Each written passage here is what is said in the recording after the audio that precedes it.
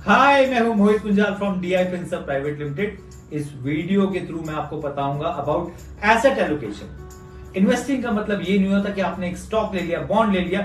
इसका मतलब होता है कि आपने एक इन्वेस्टमेंट की जिसमें आपको रिटर्न अच्छा मिले और रिस्क कम हो। इसके लिए एक प्रॉपर एसेट एलोकेशन होनी चाहिए जिसमें आपका पैसा इक्विटी में, डेट में, गोल्ड में इन्वेस्ट हो।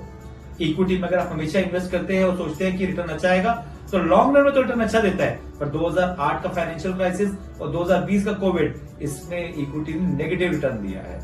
डेट भी अगर हम देखें तो 2013 से लेकर 2019 तक इंडिया में डेट में भी एक कंसिस्टेंट रिटर्न आया, एक नॉट एन एग्रेसिव रिटर्न आया।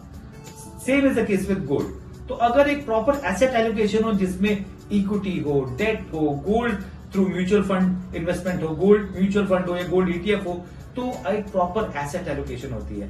जब मार्केट बहुत ज्यादा हाई हो तो जो फंड मैनेजर है वो पैसा इक्विटी से निकाल के डेट में डाल देता है, और जब मार्केट गिरा हुआ हो तो वो पैसा डेट से निकाल के इक्विटी में डाल देते हैं। इसके लिए इसे हम बोलते हैं बाय लो सेल हाई। एक ऐसा ही फंड है जिसे हम बोलते हैं ICICI Prudential asset allocator fund. ये एक फंड है जो कि इन्वेस्ट करता है between equity, debt and gold mutual fund schemes, जिसे हम ईटीएफ बेस भी कहते हैं, और ये फॉलो करता है इन हाउस वैल्यूएशन मॉडल।